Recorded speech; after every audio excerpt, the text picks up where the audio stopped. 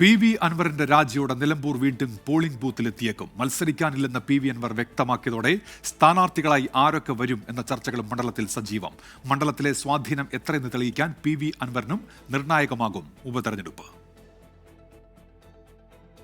നിയമസഭയുടെ കാലാവധി അവസാനിക്കാൻ 1 വർഷവും 4 മാസവും ബാക്കിയുള്ളതിനാൽ ജനപ്രാതിനിധ്യ നിയമം അനുസരിച്ച് നിലമ്പൂരിൽ ഉപതെരഞ്ഞെടുപ്പിന് സാധ്യതയുണ്ട്.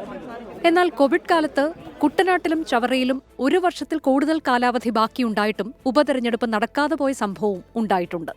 ഏതായാലും ഉപതെരഞ്ഞെടുപ്പിന് കളമൊരുങ്ങിയാൽ മാസങ്ങൾക്കുള്ളിൽ 2ാം വട്ടമാകും നിലമ്പൂർ പോളിംഗ് ബൂത്തിലെത്തുക. വയനാട് ലോക്സഭാ മണ്ഡലത്തിന് കീഴിലുള്ള നിലമ്പൂർ നിയോജക മണ്ഡലത്തിലെ വോട്ടേഴ്സ് പോളിംഗ് ബൂത്തിലെത്തി അധികകാലമായിട്ടില്ല. പി.വി. അൻവറിന് മുൻപ് ആര്യാടൻ മുഹമ്മദിന്റെ തട്ടകമായിരുന്ന നിലമ്പൂരിൽ മകൻ ആര്യാടൻ ഷൌക്കത്തിനും DCC അധ്യക്ഷൻ VS ജോയ്ക്കുമാണ് UDF-ൽ മുൻതൂക്കം. ജോയിയെ പിന്തുണയ്ക്കുമെന്നാണ് പി.വി. അൻവറിന്റെ നിലപാട്. എന്നാൽ മുന്നണി തീരുമാനിക്കുമെന്നാണ് നേതാക്കൾ പറഞ്ഞത്. രാജിവെക്കലും പിന്തുണക്കലൊക്കെ അദ്ദേഹത്തിന്റെ ഇഷ്ടമാണ്. അത് നിങ്ങൾ പാത്രക്കാർ നിങ്ങൾ തീരുമാനിച്ചാൽ അത് പാർട്ടി തീരുമാനിക്കും. മത്സരിക്കുന്നില്ലെന്ന് പ്രഖ്യാപിച്ചെങ്കിലും ഇടതുപാളയം വിട്ട പി.വി. അൻവറിന്റെ സ്വാധീനം എത്രയെന്ന് തെളിയിക്കുന്നതാകും ഉപതെരഞ്ഞെടുപ്പ്. പി.വി. അൻവർ ഒരു ചലനവും ഉണ്ടാക്കില്ലെന്ന് CPIM.